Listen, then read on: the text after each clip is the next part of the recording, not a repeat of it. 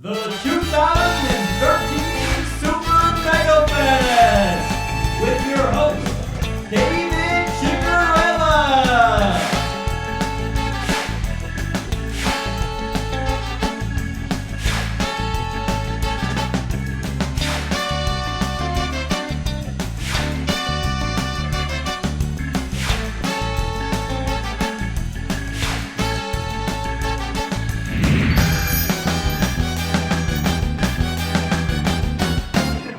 I'm sitting with very iconic Cassandra Peterson, Elvira. How are you enjoying the Super Megafest? Oh, fantastic. There's been tons of people, really happy people. They're really happy to see me. It's been really a fun show, packed. Now, what's one of your favorite bad B movies that you enjoy? Oh my God, I have about 1 million of them. I think maybe right up there at the top is going to be Plan 9 from Outer Space. Kind of a horror movie, kind of a sci-fi movie, kind of a nightmare. I don't know what it is, but it happens to be, I think, my favorite movie of all time. Recently, you're working with Stan Lee, Kamikaze. Could you tell us a little bit about that? Yeah, Kamikaze is a new convention in LA. It's its third year now, just happened. And Stan Lee of Marvel fame and I are part owners. And it's just been an awesome pop culture festival, similar to Super Megafest, but at the LA Convention Center, downtown LA. So you get a lot of showbiz people, a lot of television studios, and really a big success this year. Great. And final question is, are you doing any more of the Elvira reality show where you cast a new Elvira? No more new Elviras. That didn't work out so well. We got the new Elvira, and very sweet girl, and she did a great job. But people still wanted the old Elvira, so I'm going to keep hanging in there. Right. There's only the one in the original is you. Well, thank you. We'll see. Right. Well, thank you so much for talking to me and being here today. Thank you. Great to see you.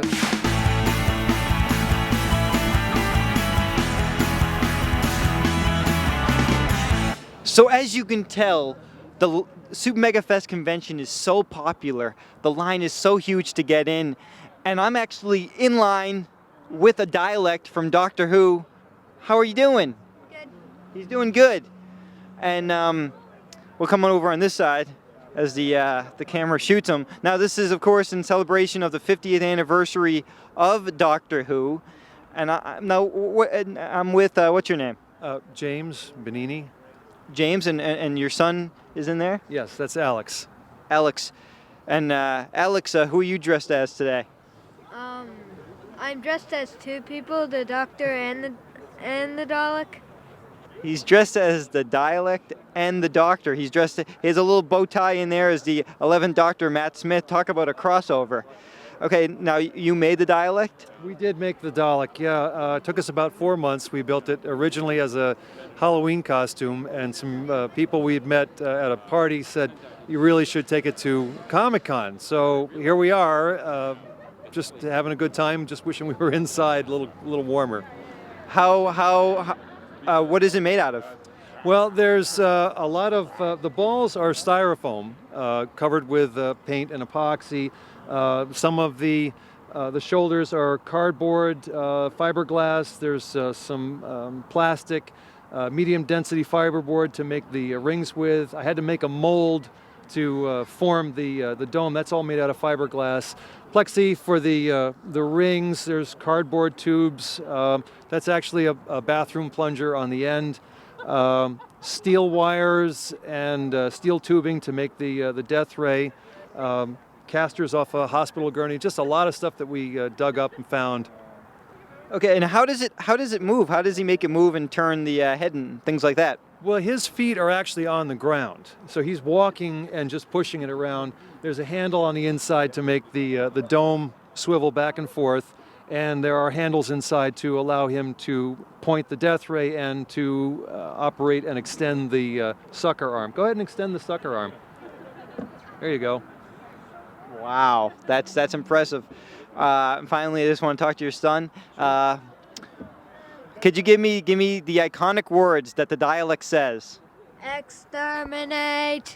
I'm now inside the Super Megafest, standing with both a Marvel superhero and a DC superhero. I'm with Miss Marvel and Batman. You guys, you don't like team up often, do you? Not very often, no. Not very often. different genres, but it's okay. When we have time. Marvel, DC, we work together once in a while, but we keep it separate. We just try to keep it separate. Okay. What inspired you to dress as Miss Marvel today?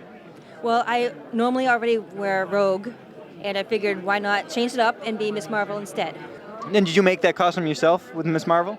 I kind of chopped it up from an old leotard and pretty much, I made it myself.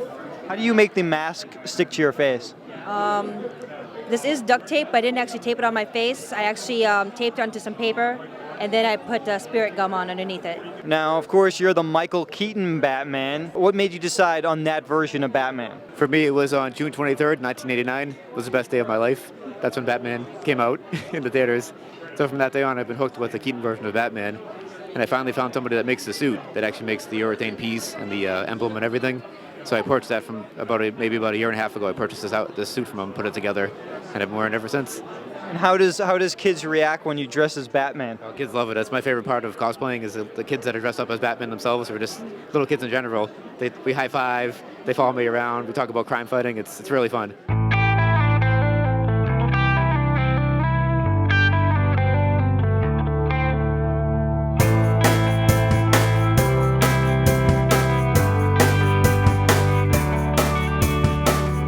Now I'm sitting with Aaron Ashmore, Jimmy Olsen, Smallville, Yes, sir. and Warehouse 13, Jinx. Yes, sir. And I really liked your portrayal as Jimmy Olsen.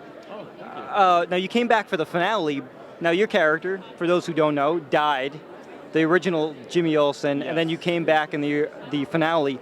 When did you find out you were coming back for the last episode? About 3 or 4 days before we actually shot it. Maybe a little bit more than that, but not much. And I just got a call from my agent saying, yeah, they're doing the finale. They'd love to have you in as the real Jimmy Olsen. And I said, well, how's that going to work? And they said, oh, it's in the future, so it could be the same age and stuff. But I had a shaved head at the time because I was doing Warehouse 13. And they said, oh, that's fine. We'll just throw a cap on you and stuff. So it was really nice to go back and actually get to play that character. Because I didn't know when we were shooting, and I don't even know if they did, that I wasn't going to be the real Jimmy, that they were going to have this sort of storyline. So it kind of came out of nowhere, and I was like, oh, bummer, because I'd done all these interviews, and everybody's asking, what's it like to play an iconic role, and blah, blah, blah. And I'm like, oh, it's great. And then I'm like, oh, I'm not playing an iconic role, so what a bummer that was. So it was really nice for them to bring me back and get a chance to do it. And it was good to see everybody before the show ended as well. Did you have a favorite episode that you worked on? I really enjoyed, there was an episode called Noir, I think in season 6, where Jimmy gets hit in the head and he wakes up, or he wakes up in a dream, his own dream, and it's a noir thing where he's sort of the hero of the story and all that stuff. So I thought that was really clever and also really cool for Jimmy to get to be the hero of the story for once, because most of the time he's just kind of the insecure, sort of bumbling guy, whatever. So I thought it was really neat that they kind of gave him his own storyline. When you see other portrayals as Jimmy Olsen or see Jimmy Olsen in comics, do you relate to him in some way now, like in a special bond? Yeah, sure, absolutely. I mean, I think everybody, all the incarnations through different movies and comic books and the show and stuff are all slightly different. So, there's always going to be that about it. But for sure, I'm really excited to see what they do for the next Jimmy Olsen in the Superman stuff. I've heard a rumor about it being they're going to make Jimmy a girl, which I think would be amazing. I really like that idea. I think some people are kind of like, well, that's not, Jimmy Olsen's a guy and stuff. But I don't know. I think it would work really, really well and be really interesting if the next Jimmy was a woman. Now you're working on Warehouse 13, and that show is wrapping up. Yeah. But it must be fun to join that cast and have all that sort of fun. Yeah, my career, I've lucked out so much. Jumping into Smallville, it was halfway through their run, and it was already a really well-established, popular show. And same with Warehouse 13, I kind of luck out and get onto these shows that are already doing really well and have a great fan base. But it's always difficult, too, to jump in. You're jumping in with a cast that's working really, really well together, as on Warehouse 13. They have a great comedic timing, and everybody knows how to work with each other. So jumping into that is a little bit scary, because you just don't know how you're going to fit in. But, yeah, it worked out really, really well. They were very welcoming. And, yeah, just a chance to play a great character. And both Jimmy and Jinx both have comedic elements to them. Yeah. Do you look for that in roles, something that's funny and dramatic? Not at all. I mean, to be honest with you, I don't the comedy stuff is really difficult for me. I find that's sort of one of the hardest things about acting, because when it doesn't work, it really doesn't work. Whereas drama, you can kind of get away with it. It's a little bit easier to get away with. But comedy's got to be funny, or it just doesn't work. So yeah, to me, it's definitely something that I'm happy to do, but it's also something that I'm like, I hope I can pull it off. It's just always being like, yeah, I got to make it funny. So, but yeah, both those characters had an element where there was something funny in their personalities and their characters, and it is cool to play that stuff. So I'm here with one half of the Fantastic Four, the Thing and Invisible Woman. So what did you say that Mr. Fantastic and Human Torch were? Secret mission. Secret mission. Yeah. Wow. I can't really divulge their whereabouts at this time. Have you seen Dr. Doom walking around? I'd have. He will be probably making an entrance later on. I'm sorry, later on. Now, have you walked around this place invisible to get around easier? Oh, many laps. It helps. And you also have the force field ability, so you can always push people away if they get too close. And I have. There's been people up against the wall not knowing why. That's amazing. And what are you made out of today? Rock. Give me your famous line. What do you say when you're in battle? It's clobbering time. Good news, everyone. I'm sitting with one of my favorite voice actors, Mr. Billy West. How are you enjoying the Super Megafest convention? Oh, I'm having tons of fun here. Everybody is super cool. If you're ever thinking of going to a convention, I would do it. There's a lot of them happening, and you'll get to, mess around with people like me. If you're into voiceover or if you're into sci-fi, fantasy, whatever, they're all here. Recently, unfortunately, Futurama ended. I saw the last episode. I loved it. What was your reactions after you saw the final episode of Futurama?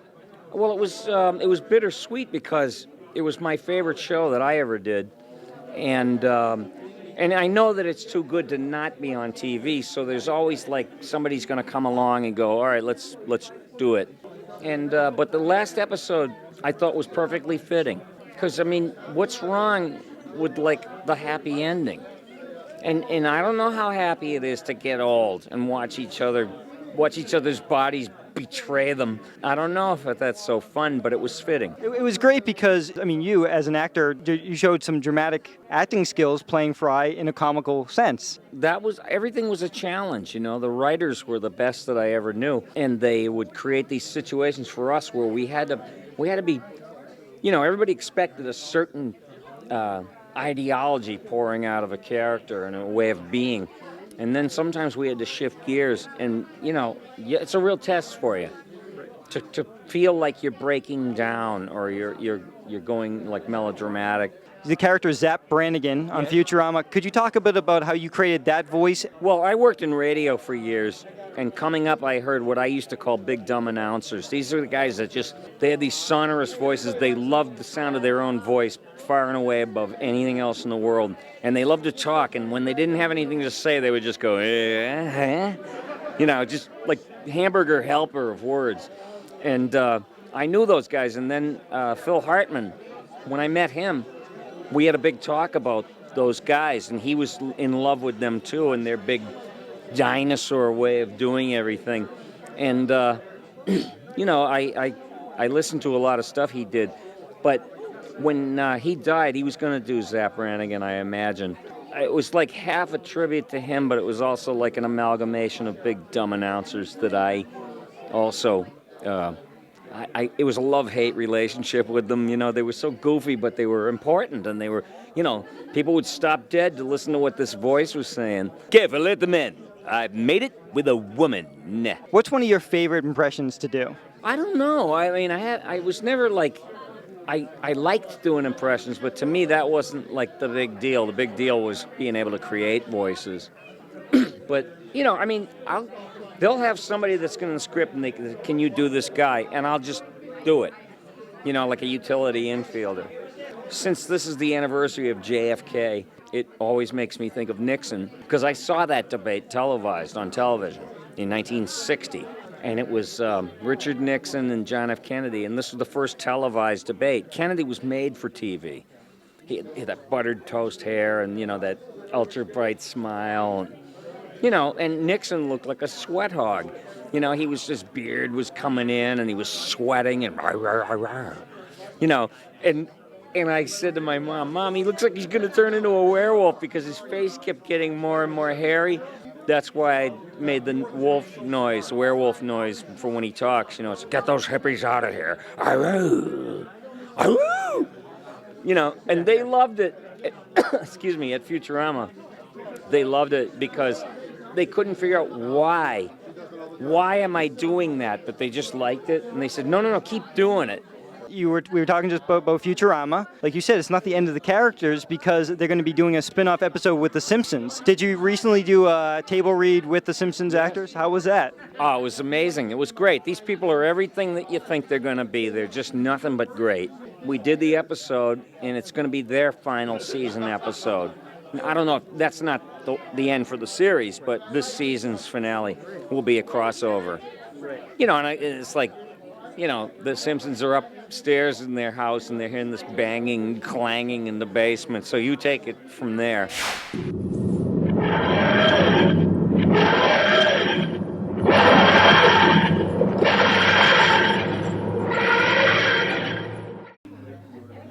So I'm here at the TARDIS, and I love the TARDIS. It's the time machine for the Doctor in Doctor Who. What I really need is somebody to tell me about the TARDIS. Let me make a phone call. Okay, since it's the 50th anniversary of the Doctor Who, I'm gonna say the number is 50. Okay, I'm waiting. Okay, he's there. Great. All right. Okay. Oh, here. Okay, come now. You rang. I did ring. Come on in. Oh. Come on out. I mean. Greetings. How are you doing? I'm doing lovely. How about yourself? Good. You know, you're the 7th Doctor? Yes, I am. But what's your real name? My real name is Justin. Justin. Yes. And you brought the TARDIS with you today. Yes, we did. Now tell me, how did you make this? Well, actually, I did not make it, but my best friend built it for our wedding. My lovely wife is sitting right over there. And we had picked it up in April in a 10-foot box truck, brought it here, and reassembled it. How long does it take to get together and take it apart? Breakdown is about an hour. Setup time is also about an hour. Great. Now let's look over here. Now, like you said, you have over here the sign. There's different signs for the TARDIS, right? Yeah, for different eras of the show, and we decided it'd be pretty cool if you could do like a black background with white lettering for like 2nd or 3rd or 4th Doctor, and then a blue on white, etc. But it's very modular, so you can actually have a sign maker print up something exactly this big and have it say whatever you'd like. And you put the phone in here too, which is really cool. Yes, we did. This is a replica Crossley CR62 series phone. It's still digital, so it can still work as an actual phone if you hook up a wire to it. Wow, that's great. Now, where do you guys store this when you're not bringing it to conventions? We keep it in our living room. We have one room that's just about cathedral ceiling, so we can just set it up in one spot, and that's where it lives. That's awesome. And what got you into Doctor Who? Watching it on PBS pretty much since I was 5 really got me into it when I was a kid, and having just the intro scare the crap out of me, and really being excited just to see what happens next. You know, it was all about the cliffhanger. Now, what's now? You, like I said, you're the 7th Doctor, Sylvester McCoy. What made you decide to dress like him, and how did you pick this outfit together? Well, I was 4th Doctor yesterday, Tom Baker, and as well as 3rd Doctor. And I usually only want to cosplay the Doctors I think I can pull off, so I can do a Sylvester McCoy like this. But there were a few costume runs that were done. So the sweater vest came from a replica prop run on Doctor Who Cosplay. A guy named Bob puts together runs for various stuff that's really hard to get. Jacket was custom tailored. Pants eBay, shoes eBay, fob watch Lucky, and then umbrella was another prop run. Oh, hat, actually a legit Optimo Panama hat from Panama. I'm sitting with one of my favorite actors, the great comic legend. Great? Oh, comic legend. Stop that. And I mean it. I'm with Bill Daly. Bill, could you talk about a little bit how you got cast as Howard Borden on the Bob Newhart show? Oh, I just finished Jeannie, and I had a lot of pretty good offers. Originally, when I did a pilot for that show called The Councilman, spinoff on Mary Tyler Moore. Not good. So the head of the state, he says to me, he said, got a good news and bad news. He says, well, the bad news is they saw the pilot and you hated it. But the good news, they love you. So the guy that created the show, Lorenzo Music, called me over and said, I'd like you to do the Bob Newhart show. Bob Newhart's my best friend. He was my accountant at NBC. I almost went crazy because I'm dyslexic, I can't read, but I didn't have to read for it and work with it. Suzanne Pochette, oh my goodness, it was the great. But we didn't get any money because the show, when I did like Jeannie, made a lot of money because they have hold money. So you don't get, but the Newhart show was already sold. So they made $5,000 and Marshall Wallace, we made $750. And loved it and was grateful for it, yeah. Could you talk a little bit about Marsha Wallace, because she recently passed away? Funny and bright and witty, and we have a lot in common because we weren't making any money, and we were hired the show after it was already sold. But she sat next to me at match game all the time. She was really, we're both from Iowa, that kind of helped, yeah. No, she was a lovely, we're dear friends. Could you talk about how your hand gestures came about in part of your comedy? Well, the thing was, when I did comedy, I was a very successful jazz musician. Then we had when I played the bass fiddle, I was good. I did all these routines, and real wild tempo. We did them, and now all of a sudden I don't have my bass, so my hands would go yeah, Bob, yeah. So that's where that came from. My fingers were going all from playing. That's the jokes. I do brilliant routine with playing the bass at tempo. And that's how that started. And also we were doing, one of the greatest times in my life was when I went to Steve Allen to discover me. All the big time writers, stars were there, comedians, and I'd be there. And Jack Benny walked in, Bob Hope walked in, looked at me and said, "Are you doing me?" I said, "Yeah, I'm doing a road picture." That was the greatest time of my life when he said that to me. So, "You doing me?" "Yeah, I was doing Bob Hope." And Larry was doing Bing Crosby. Do you feel like the comedy, especially television comedy now, should go back to how it was back in the 60s? Well, it is. The Me Channel is the #1 channel. It's got Newhart, every old show, Dick Van Dyke show, MASH, all the great ones are on. The comedy, I've had the scripts, the comedy today is, I don't know, maybe I am old. I don't get it. I don't get it. I'm not old. No, I don't. The scripts have been handled. Anger and fun, and just, boy, the writing with Newhart was the best writing. They wrote MASH, they didn't write, they wrote Cheers, Taxi, Fraser. Brilliant writing. Every line I had, because I'm dyslexic, I can't read, but those scripts were so great, I knew it right away. My daughter would tell it to me, they were brilliant. Jeannie was so awful. The scripts were so awful, and it's not that Sidney Sheldon was a bad writer, but see, they didn't have like Newhart where you do it and then you rehearse it and they rewrite it. Do it. He did it all and left, like a movie. Now, if he would have seen it, 19 pages of stat. Larry Hagman made it all up. He was brilliant. It was wonderful. I like doing that show, and he's crazy and not. Bob Newhart's the sweetest guy in the world, and I hated doing that show. Because he wanted you to do it in front of the whole audience, perfect, without it, and that's tough. That was tough on me. Well, Bill, you did do it well because your character Howard Borden has really had a positive, but it had a positive impact on me. I played terror. I was terrified. I thought, where's the rehearsal? Right. But Larry Hagman was over it 20, 30 times, and it was our own words. We made it up. Well, thank you so much for talking to me, and it's been an honor. Oh, thank you. Good seeing you. I'm standing with Jeff and Angela. We're outside the TARDIS, but what's really cool is underneath us is the robot K9 from Doctor Who. You guys brought K9 here. Did you make K9? Yes. And how did you make it? There's plans online, but it's to scale. The biggest problem was the electronics inside of him. Why was that the biggest problem? There's no schematics for the design of the electronics inside. Only for the shell. Where do you guys keep K9 when you're not at conventions? Well, we live in Providence, Rhode Island. Right now, K9 is going in between our apartment in Providence and the Navy base in Portsmouth, New Hampshire, where he's currently stationed, where he's working on him. And how do people react when they see K9? Do people, first off, know who he is? Because, you know, he wasn't on Doctor Who since the 70s. Well, he was in one episode in the new seasons. That brought a lot of people into knowing who he is. Most people stop and stare at him until I pass, and then possibly ask questions, but mostly just stop and stare. Now, would you call that your pet, or do you have other dogs, and how do they relate to K9?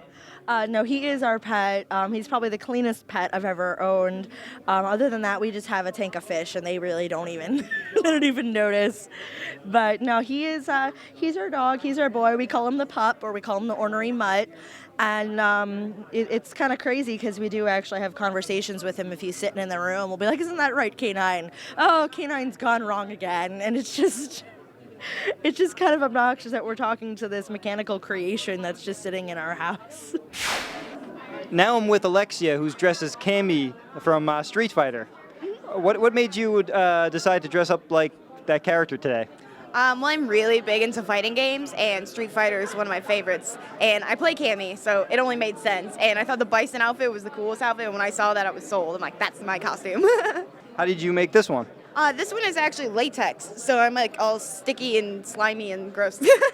And then these were actually shin guards for motocross that I had spray painted. And then the hat I had bought, but I made a little pin and stuff. And then these were really cool until I went into the airport and they like threw my bag and they got all smashed up and stuff. But they were made out of foam. But now you're one of the special guests today. And you're the special guest cosplayer, and you've done so many different costumes. Who else have you dressed up as? Oh God, I have like Black Widow, Dark Phoenix, Poison Ivy, Felicia, Batgirl, Miku. I could go on for like 5 more minutes.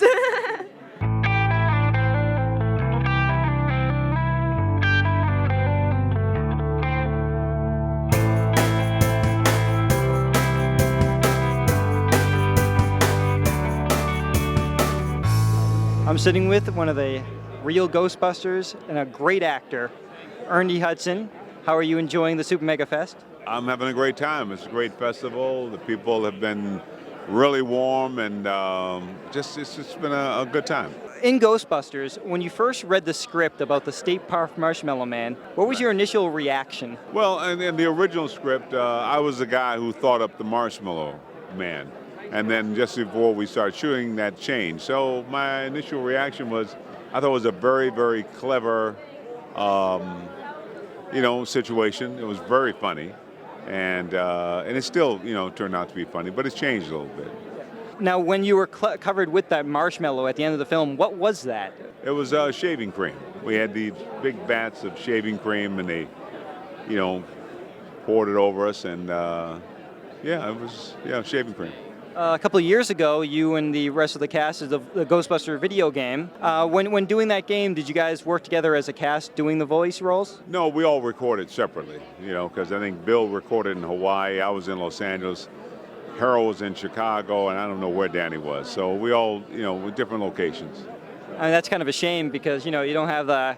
Yeah, it would be, that's the great, I thought of the possibility of getting back together. It'd be great to get with the guys again. I saw Sigourney Weaver a few weeks ago at the New York Comic-Con, and, we talked about it. I think everybody wants to see it happen, so I hope it does. So now I'm standing with a female Thor and Loki. What's your first name? Brianna. And what's your first name? Kayla. What made you guys decide to dress like Thor and Loki?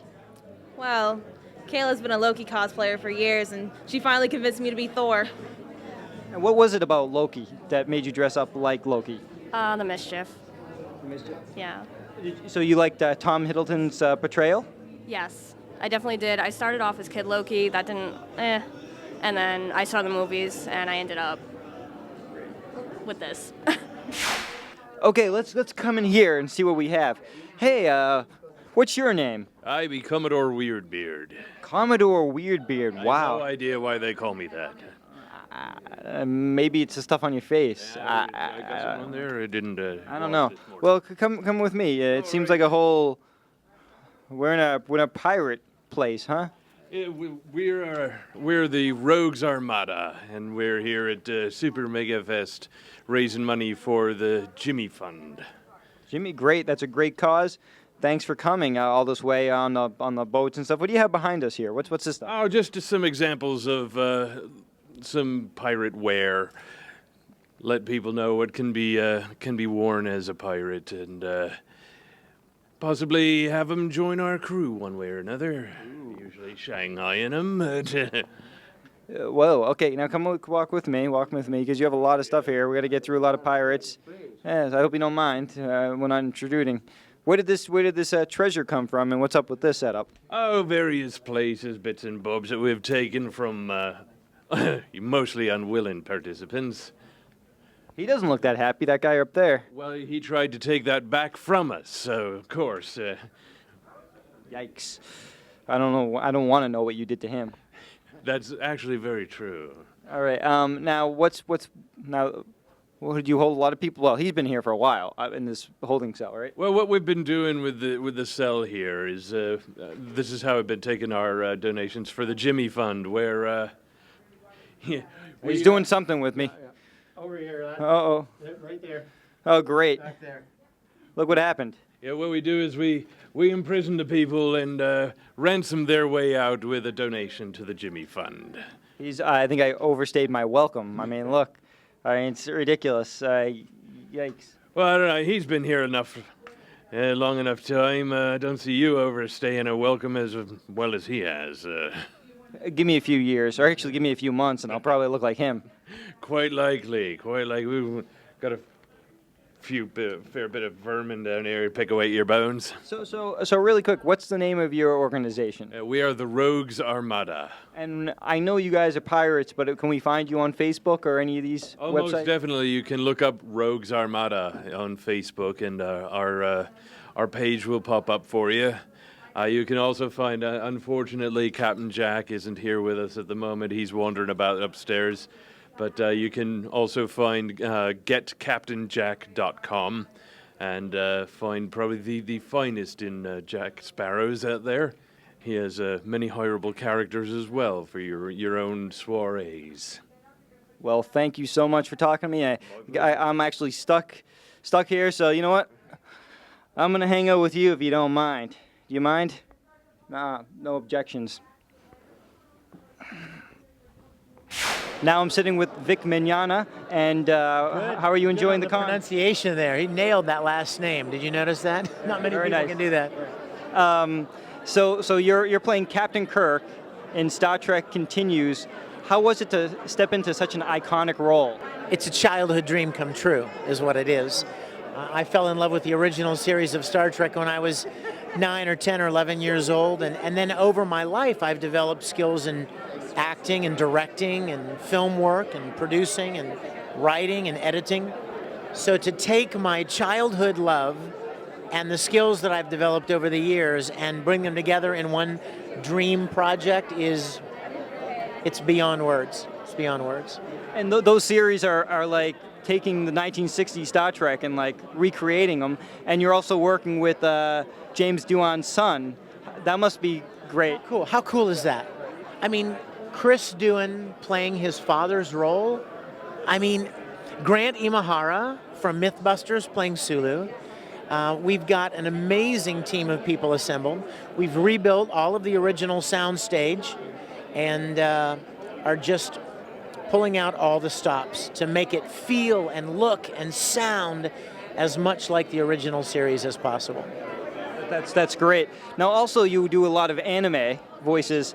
Are you guys working together, or is it just you in a booth by yourself?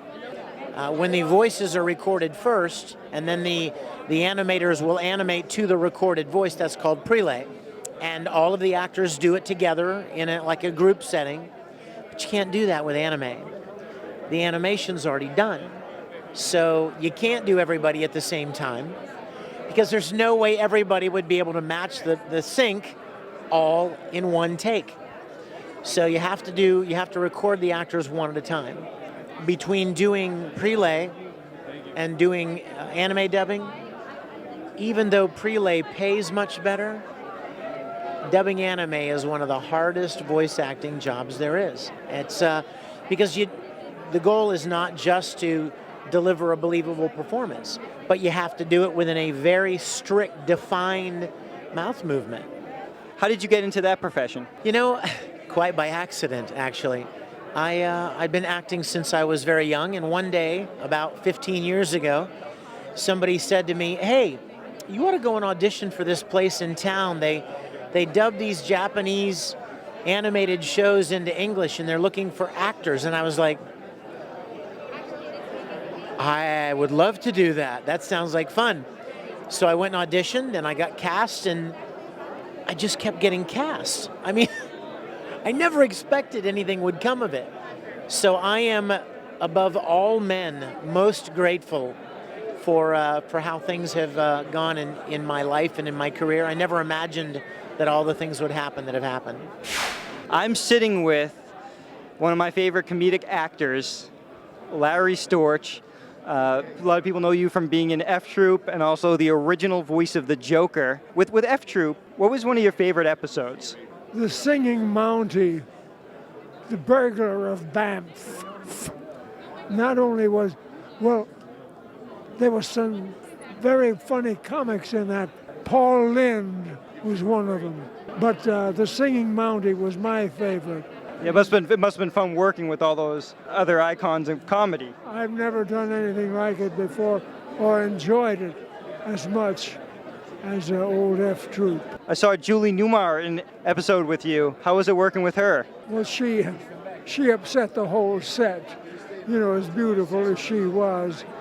And I had no scenes with her, but she captured the whole crew. One of my favorite bits in F Troop, I was just telling you about this, is when O'Rourke would say to your character, "Oh, you know, as dumb as people say you are," and then you would react like many scenes later. Many scenes later, it would sink in to what happened. And that's when that classic, "Who says I'm dumb?" at the end of the... Was that your idea to come up with that scene? No, that was well written, but I didn't write it. You're the original voice, many people don't know this, of the Joker. The Joker could have been Frank Morgan. Do you remember Frank Morgan? Frank Morgan, when Judy Garland said to him, "Oh, you're a bad man," he said, "No, I'm a good man. I'm just a lousy wizard." And so that was one of the voices. And then I used Louis Prima. I was able to get a character in there where Louis Prima was the kind of voice they wanted. Great. Well, so you know, you're a legend, and I'm so honored again to talk to you. Thank you so much. Thank you so much, really. Okay, so now we're outside, and I'm speaking with Lana, and you brought the Batmobile today. How did you make it? Me and my husband built it. We started it in 2003. We finished it 3 years later. So you can get your picture taken in the Batmobile? Yes, for $5 you can get your picture taken in the Batmobile. Do you have a contact information or website where people can go and check out your Batmobile? That would be my husband's website, batwrangler.com. I feel like I'm Robin right now. Because, you know, Robin would sit here. I'm still waiting for Batman to come back. This Batmobile has it all. From the Bat Scanner activator, the Bat Beam firing button, the homing receiver scope, it should have Bat in front of it. But, you know, even the phone, the red phone you see, the Bat phone, where he talks to Commissioner Gordon, it has everything. The emergency bat lever right around my head, so, you know, somebody would jump up. And then look at this, the steering wheel is amazing with the Bat insignia on it. I mean, I feel, like I said, like Robin in the 1966 Batman TV show. So I'm gonna wait for Batman and then I'll drive off.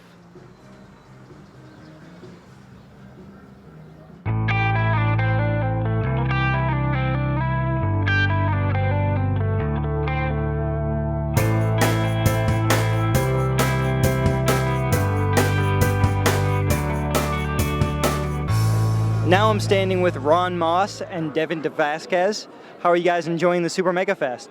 It's interesting. I'm enjoying the different costumes that are walking around are pretty amazing, especially the girls. Are you a superhero fan? I was, as a kid, yeah. Of course, Superman was pretty much what we had back then. That was my main guy. Green Lantern, maybe. I think he would make a great Batman. He does look like Batman. Yeah, I would agree with you. You have to talk like this. Take that microphone out of my face. So you were on the Bold and Beautiful for 25 years. Only 25 years, yeah. Now, you're going from one episode to the next on a soap opera. What's the skills of learning lines? He can't remember what I told can't- him yesterday, yeah, I can't. but he can remember 40 or 50 pages of dialogue. I don't know. Look how big his head is. He uses a different part of his brain. You know what my fear is that someday I'm going to be spouting that dialogue in order for no apparent reason, because it's all in there somewhere. That really scares the hell out of me. You know, when he starts calling me Logan, then we have a problem. It'll be the old actor's home for me. Now you have a lot of scarves. How many do you have in your collection? About 580,000. No. Okay, I'm exaggerating a little bit. You'd be in like the Guinness Book of Records if you had that many scarves. No, I like scarves. If my neck's warm, I'm warm. People have given me scarves, but I've collected so many of them. And I try to wear a different one every day. So how many years would it take Ronn to go through all of his scarves? There is a good question. Player. This is Peterson, my new album. This is probably our best one. It's still good old-fashioned rock and roll, but done with a modern flavor, modern sound. So I'm very proud of this. We did, Peter and I sang everything, played many of the instruments, and we're very happy with this.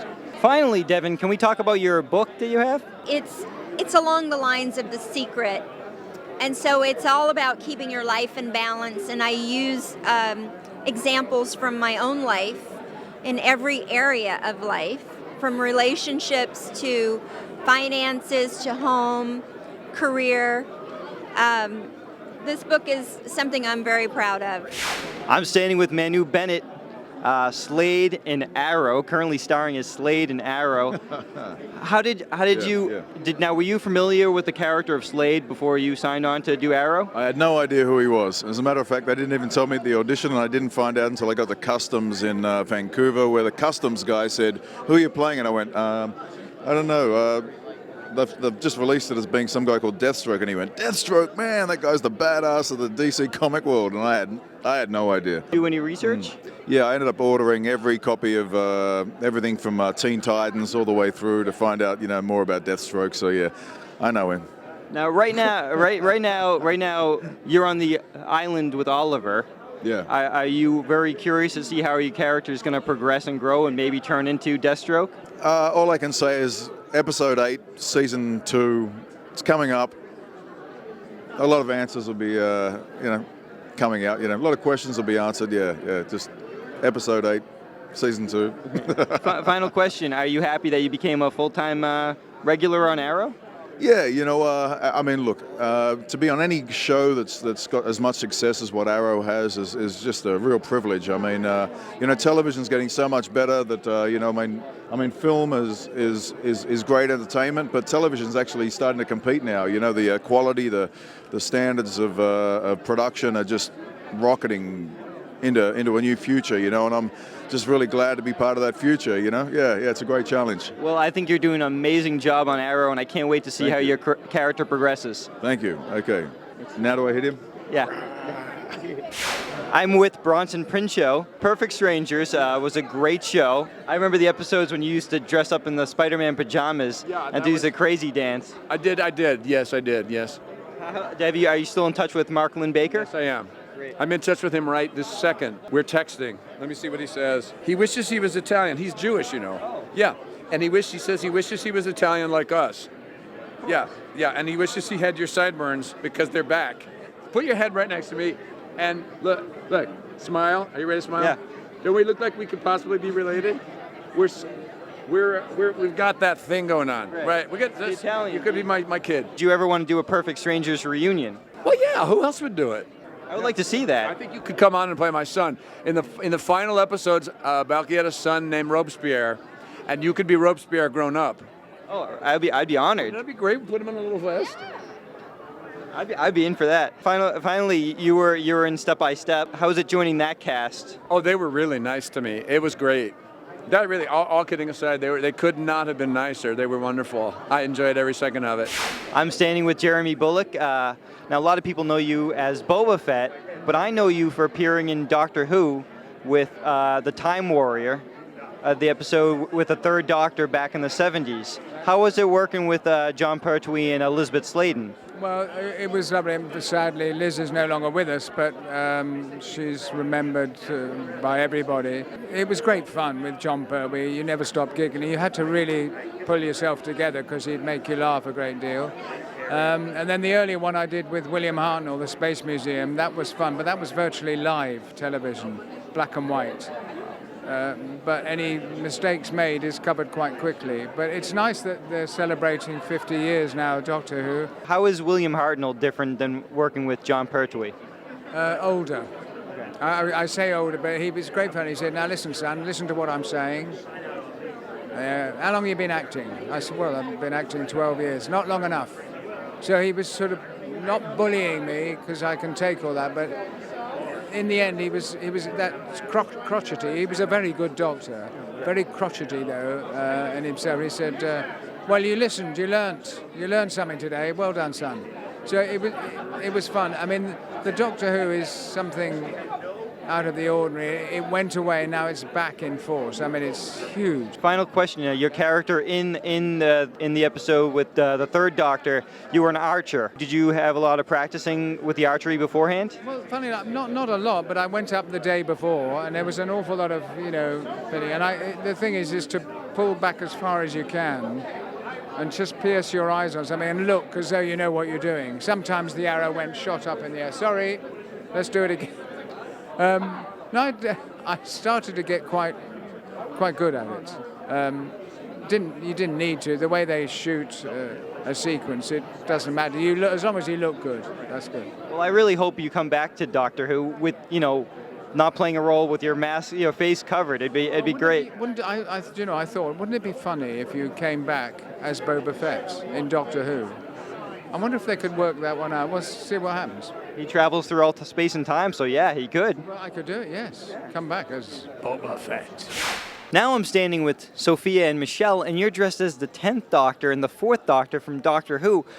Now, did you guys make the costumes yourself? Yeah. Well, I made mine from all the things that I found in my house, and I think her grandma made her scarf. Yeah, my grandma made this scarf, and basically, I found most of this stuff out of my house.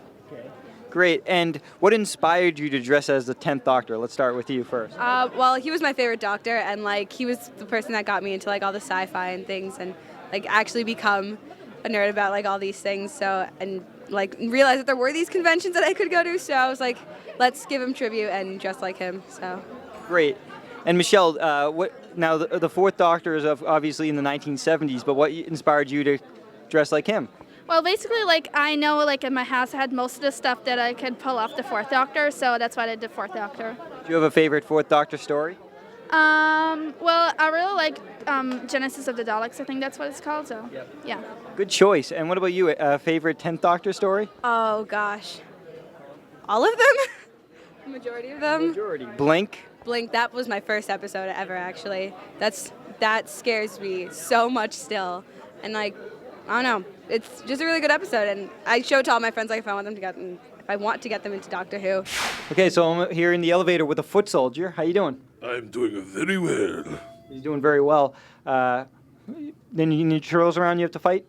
No, I have not seen any turtles. They are far too scared of the Foot Clan. Now we have to get off. Come on. Let's go. Okay, well now I'm standing with Miriam, and you're dressed as Slave Leia today. And why did you pick Slave Leia to dress as?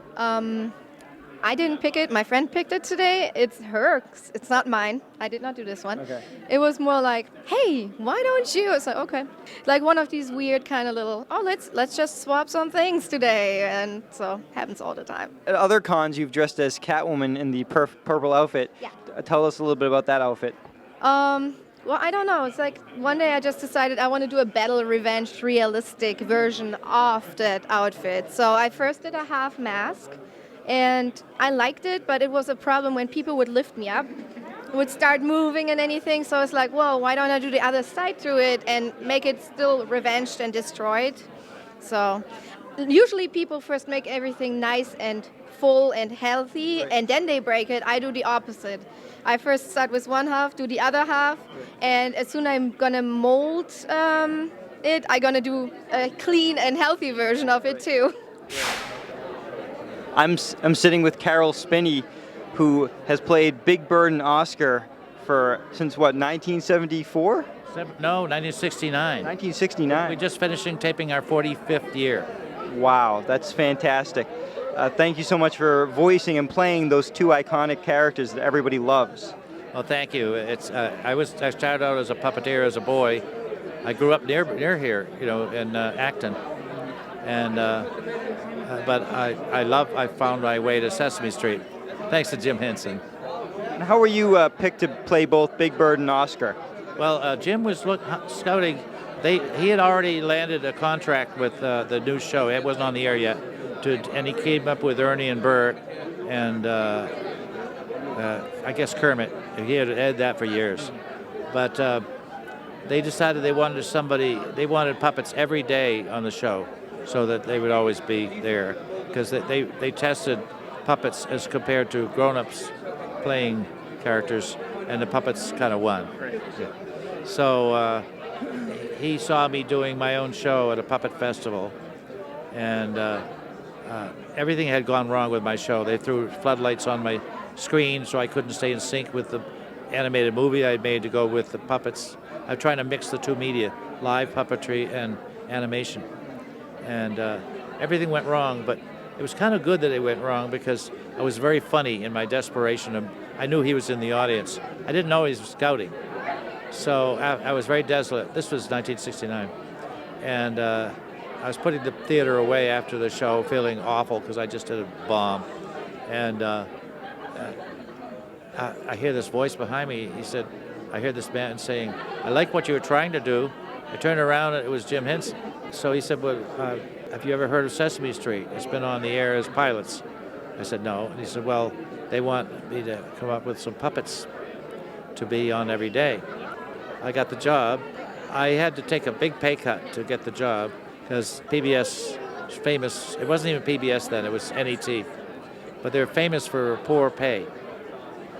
And so I took a equivalent of a $30,000 pay cut, because that was $9,000 then less from taking the job, which is about $35,000 in today's money. So, but it was worth it. I wanted to do something more important. Jim Henson was the Walt Disney of my dreams, Do you like the episodes when they go into Oscar's world inside the garbage can? Yeah, we never really show much what's inside. One time we had a show, we'd built sets and props to go in and see what a mess it was in there and everything. But then we realized it would spoil the imagination. So, but we do have a lot of stories. One time Maria climbs in and she comes out, she's all covered with soot and, she's all disheveled. So I love Oscar's world. He has an elephant in there. We just did a scene last week with the elephant's trunk. It's the only thing you see. It comes out and does things. It's funny, you'd almost think his nostrils were the eyes, because it looks around and counts things. I said, is he counting with his nose? I didn't know elephants could see through their nose. Pretty clever nose, but anyway, I love living Oscar's life, and I love living the bird's life. So I get to do both. Thank you so much for talking to me. I really appreciate it. And you were one of my heroes as a kid, so I really appreciate it. Thank you very much. I enjoyed talking with you. Thanks. I'm with Frank Averouche, the first nationally syndicated Bozo the Clown. How did you get the part of Bozo? I was working at Channel 5 when they got the rights to the show, and then I had everyone audition, and then I was chosen. They said, you're it, and that's it. And from then on, it was like Topsy. We started in a reconverted radio studio and then moved to new facilities in Dorchester at our big studio. We had like 125 children every day. Sometimes you had to wait a year for tickets. So it was a long time, and it was fun. It must be a great feeling connecting with kids and making them feel good. Yeah, they all just couldn't, they loved to come there. It was a different time. And we created our whole set of characters to go along with it. We had Mr. Lion, Flip Flop, Grandma Nellie. It was like my own Wizard of Oz going on. And it was fun. And the kids just got so excited. They just loved the experience. It was good.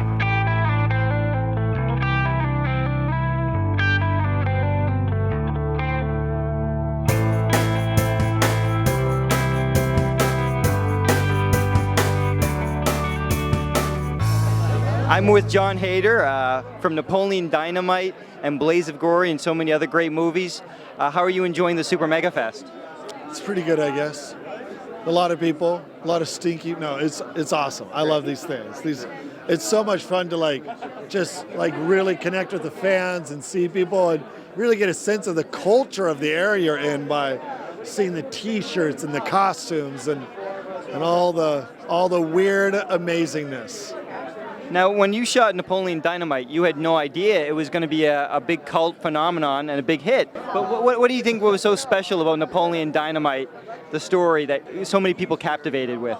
I mean, my only guess is just he was kind of like someone everybody knew. Everybody could relate to Napoleon because, okay, here's a geek. There was something fresh about him because he wasn't your typical book smart, bow tie wearing, pocket protector carrying geek. He was just awkward, physically awkward. And I think everybody, could see oh, I knew that guy, or I was that guy. Either they were that guy or they knew someone like him. So there was a connection there they could make. And plus I think everybody in the beginning thought, this is so weird. I'm going to be the only fan of this, and this is going to be my movie. But nobody knew that a lot of other people were feeling the same way. So everybody felt like it was their own movie, like they could own it and be the only true fans of it. Finally, working with Will Ferrell and Blades of Glory, what did you learn about comedy while working on that movie? Comedy is sweat-inducing and physically hard. Because we were ice skating. It was a sports movie, and most of the time we had to be on diets and eating healthy and working out and exercising, and it was a lot of physical work. So it was this is supposed to be comedy, and we're sweating and so hard and falling asleep hard at night, and but it was fun because Will Ferrell's a legend. And it was a dream to work with him. But it was nice being on the ice because it felt like we were on equal ground, literally, because Will was, not comfortable on the ice. I mean, he's a big guy, and big guys don't do that well on the ice. So it helped me it helped my confidence a little bit more.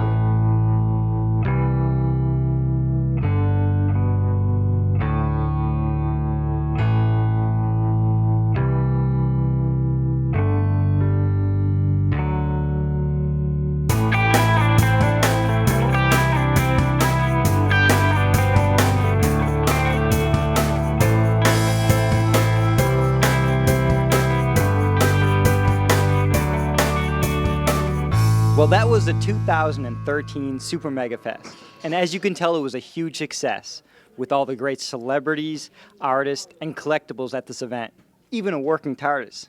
Speaking of the TARDIS, the doctor's calling. I gotta go. I'm David Ciccariella. Thanks for watching.